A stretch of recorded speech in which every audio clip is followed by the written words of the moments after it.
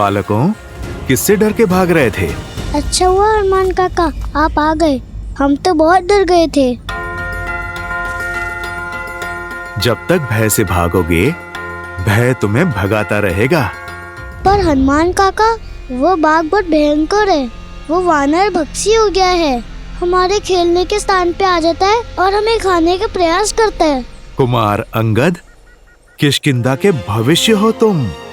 मित्रों की रक्षा करने के स्थान पर यदि स्वयं डरकर भागोगे तो फिर क्या संदेश दोगे इस संसार को? पर हम उसका सामना कैसे करते? वो इतना विशाल और हम नन्हे वानर। पुत्र अंगद, मधुमक्खी भी तो नन्ही होती है, पर कोई भी उससे बैर नहीं लेता, क्योंकि वास्तविक सत्य शारीरिक नहीं, मस्तिष्क में होती है। और फिर तुम्हारे पास एक और शक्ति भी है, संगठन की। तुम छोटे अवश्य हो, पर संख्या में बहुत हो, और बाघ तो अकेला है। यदि तुम मिलकर सामना करोगे तो बाघ तो क्या, बड़े बड़े राक्षस भी चित हो जाएंगे तुम्हारे सामने। पर कैसे? जब बल कम हो तो बुद्धि और एकता काम आती है। चलो योजना बनाते हैं। श्री हनुमान जी की जय, श्री हनुमान जी की जय, श्री हनुमान जी की जय। एक एक वानर एक एक वृक्ष पे होगा, अच्छे से दृष्टि रखेगा कि बाघ किस मार्ग से जा रहा है। जिस वानर के पास से वो निकले, वो वानर अपनी चित्कार से संकेत करेगा। सचेत करने के लिए केवल सचेत नहीं करना है, बाघ के पीछे चलकर बिना किसी ध्वनि के उसका पीछा करना है। पर चित्कार रुकनी नहीं चाहिए। पहले एक देगा, फिर दूसरा, और फिर तीसरा, और फिर सब अपनी चित्कार एक दूसरे की चित्कार में मिलाएंगे। फिर जब बाघ एक रिक्त स्थान पर आ जाए, सब एक साथ चित्कार दें और फिर कूदकर उसके सामने आ जाएं। वो दहाड़ेगा।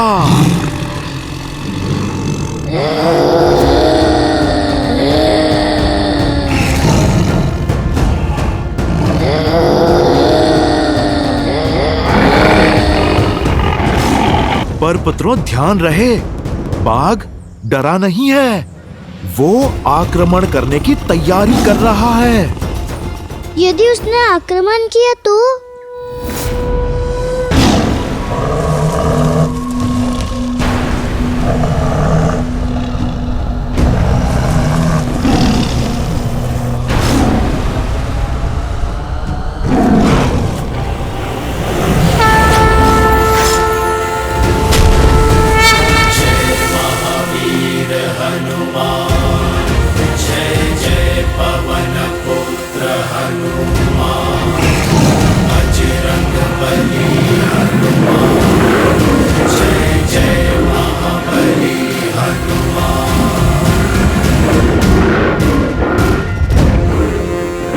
कहा था ना, तब मैं आऊंगा।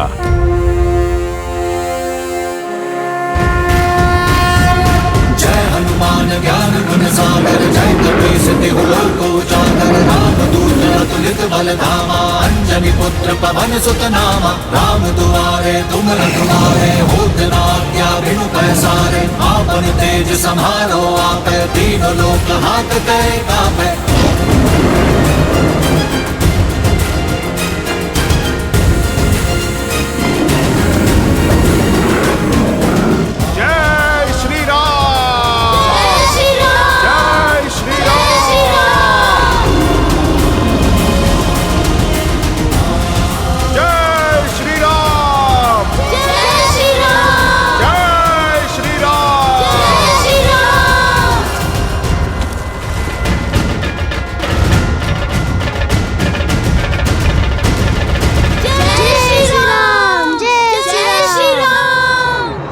अब समझे, सच्चा बल भुजाओं में नहीं, स्वयं पर किए गए विश्वास में है। फिर बाग चाहे कितना भी विशाल हो, नन्हे मुन्ने भी उसका परिहास कर सकते हैं। समझो, भय की आंखों में आंखें डाल के विश्वास से देखोगे, भय स्वयं दुम दबा के भाग जाएगा। पर ये विश्वास जगेगा कैसे हनुमान काका? भक्ति और शक्ति में संतुलन बनाना सीख जाओ। भक्ति तुम्हें धर्म से जोड़ती है और शक्ति कर्म से, और ये संगम जीवन के हर एक उतार चढ़ाव में तुम्हारा मार्गदर्शन करेगा।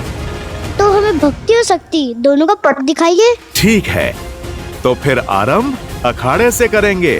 तुम्हें कुश्ती कला में निपुण बनाकर शक्ति पाने के योग्य करूंगा और योग का ज्ञान सिखाकर सिद्धियां पाने का द्वार खोलूंगा।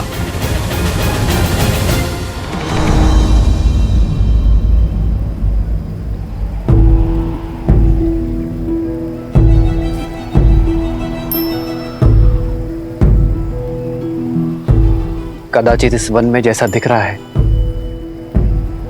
वैसा है नहीं लक्ष्मण।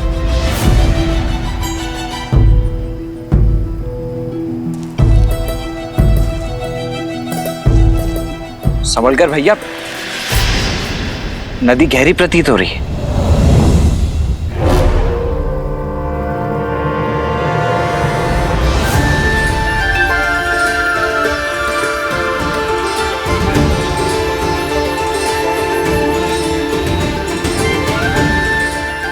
यहाँ कोई नदी नहीं है, केवल नेत्रों का भ्रम है।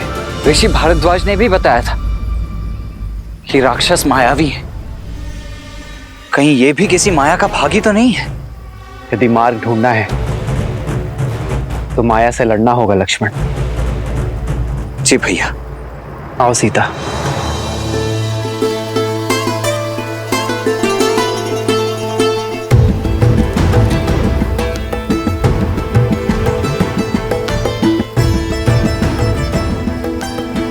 आओ लक्ष्मण।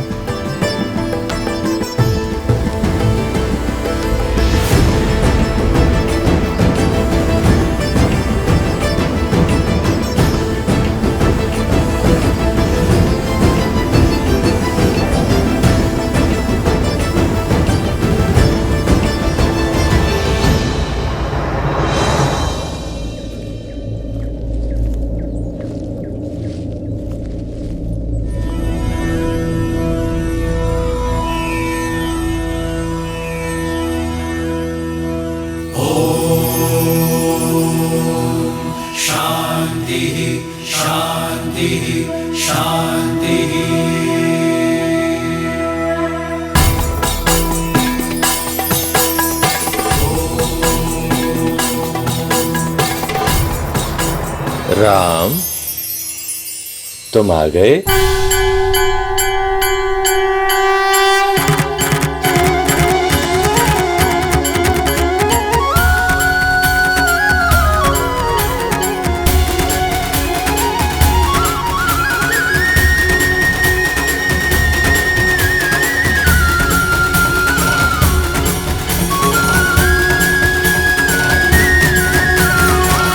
आप हमें जानते हैं ऋषिवर? हाँ राम, तुम्हारे जैसा पुरुषोत्तम ही हमारे द्वारा रचित इस ब्रह्म जाल को तोड़कर अत्रि आश्रम में प्रवेश कर सकता है। ऋषि अत्रि, भाग्यशाली तो हम हैं जिनके तप और तेज के विषयों के बारे में केवल सुना, आज उनके दर्शन भी पा लिए। प्रणाम ऋषिवर। यशस्वी भव, तुम्हारा शौर्य बना रहे। सौभाग्यशाली भव। ऋषिवर, यदि हमारे आगमन से आपका तप भंग हुआ है तो हमें क्षमा कर दीजिए। नहीं राम, तुम्हारे आने की प्रतीक्षा के लिए तो ये तप था और तुम आ गए। अब ये संपूर्ण हो गया। हमारे आने की? हाँ, उन राक्षसों के अंत के लिए जिनका प्रवेश रोकने के लिए मैंने अपने आश्रम के चारों तरफ दृष्टि भ्रम उत्पन्न किया हुआ था। अब तुम आ गए, इसकी कोई आवश्यकता नहीं। बचपन से आपके तेज और माता अनुसुईया के तप की कथाएं सुनी है। आज दर्शन हुए। माता अनुसुईया के दर्शन की भी इच्छा थी मेरी। कहाँ है वो?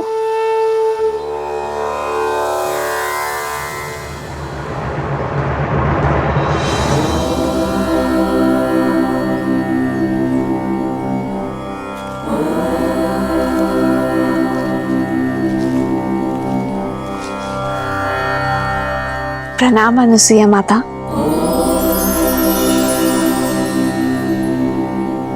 राम और लक्ष्मण का भी प्रणाम स्वीकार करें माता। आशीर्वाद मांगने के पूर्व मेरे एक प्रश्न का उत्तर दो राम। ये दंडक वन है, यहाँ पग पग पर उदंडी असुरों का वास है। ये एक सज्जन शीलवान स्त्री के लिए कोई स्थान नहीं। और यहाँ तुम अपनी कोमल पत्नी को लेकर आने की भूल कैसे कर सकते हो? ये सुरक्षित नहीं है राम। क्षमा करें माँ, पर मैं असुरक्षित नहीं। जैसे आपके पास आपकी सुरक्षा के लिए आपके तप का ताप है, उसी प्रकार मेरे पास मेरे पति, मेरे श्री राम का कवच है, भैया लक्ष्मण की सुरक्षा है। जिस प्रकार आप इसी वन में अपने पतिव्रता के बल से अपने पति की संगिनी बनकर रह रही हैं, उसी से प्रेरणा लेकर ये सीता भी आपकी ही भांति अपने पति की यात्रा में उनका साथ देगी।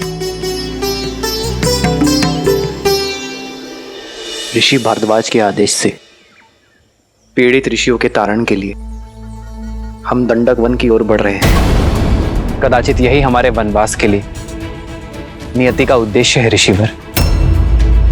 ऐसे में आपसे भेंट हमारे लिए आशीर्वाद है। हम आशा करते हैं कि आगे की परिस्थितियों, समस्याओं और उनके निवारण के लिए आप हमारे मार्गदर्शक बनेंगे। दंडकारण्य। क्या हुआ ऋषिवर? आप इतने चिंतित क्यों हो गए? दंडकारण्य कोई सामान्य वन नहीं है, सहस्त्र मायावी राक्षसों का गढ़ है राम।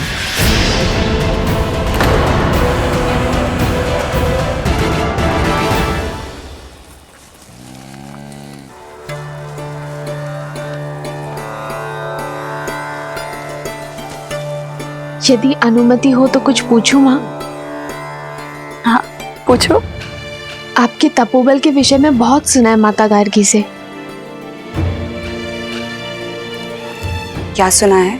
यही कि कैसे त्रिदेव ऋषियों का भेष धरकर आपके पतिव्रत की परीक्षा लेने आए थे और कैसे आपने एक असंभव चयन किया।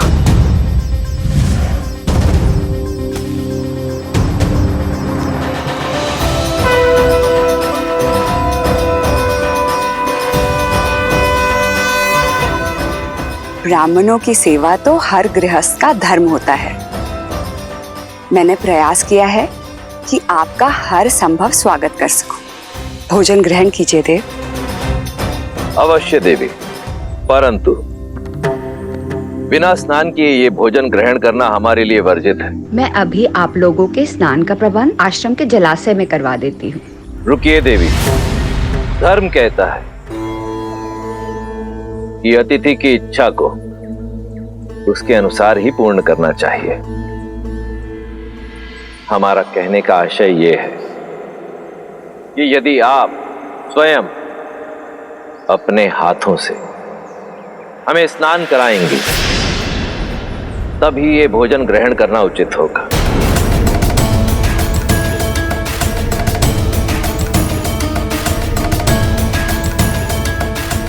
किस सोच में पड़ गई देवी?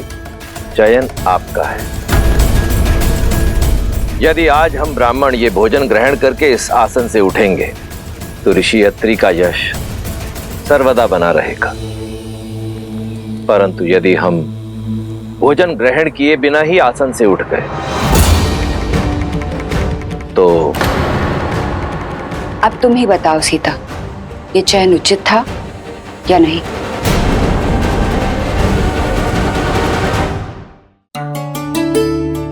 चयन कठिन अवश्य था, जिस संसार में एक स्त्री की पहचान उसका रूप और यौवन होता है, आपने अपनी बुद्धिमत्ता और चतुराई से स्त्री की नई परिभाषा लिख दी है।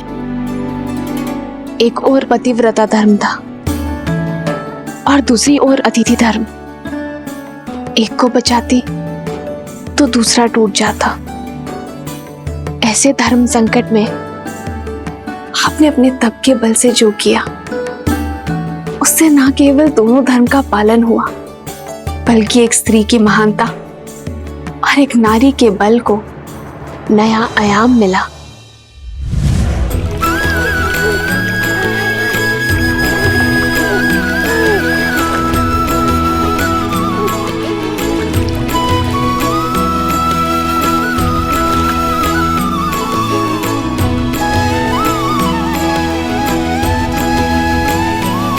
अब आपका स्नान संपन्न हुआ।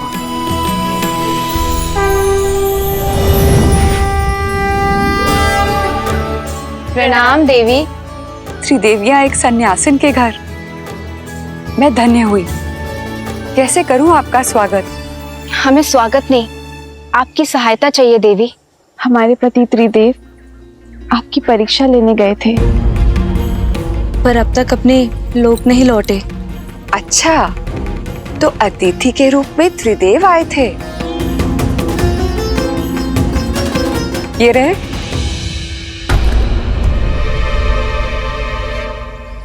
अपना अपना चुन लो।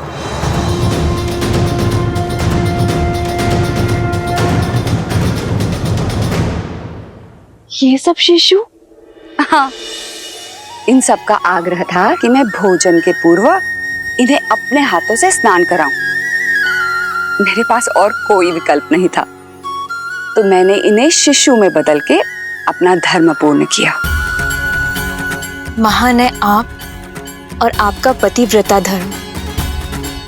कृपया हमारे पतियों को त्रिदेव बनाकर हमें पुनः लौटा दीजिए।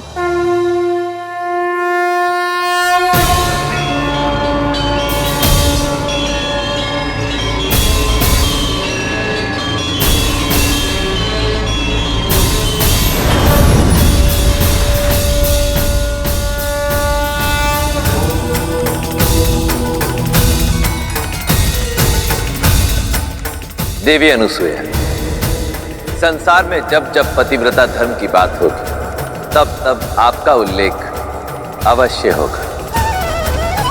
धन्य है आपका तप, आपका बल और आपका धर्म। और धन्य है हम माता कि हम जो जन्मे नहीं, उन्हें आपके रूप में माता का प्रेम और स्नेह मिला।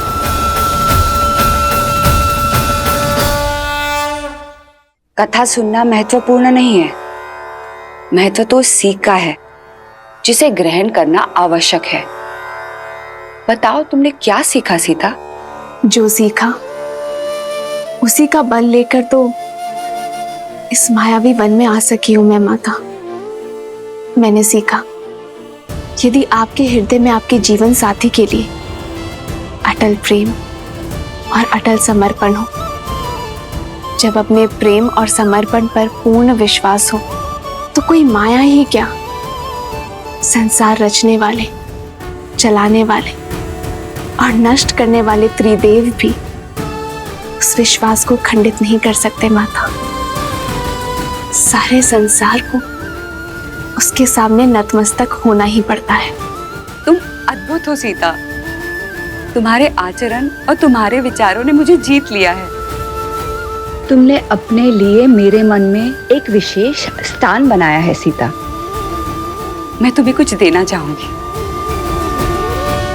दंडकारण्य रण क्षेत्र होगा राम, जहां शत्रु सामने से नहीं दिखाई देगा और प्रहार किसी भी दिशा से हो सकता है। जहां रावण के सौतेले भाई खरदूषण के अतिरिक्त अकंपन, तृष्णा, विराद और कवंध जैसे मायावी राक्षस होंगे। अब तुम ही बताओ, उस स्थान पर एक स्त्री का रहना उचित है?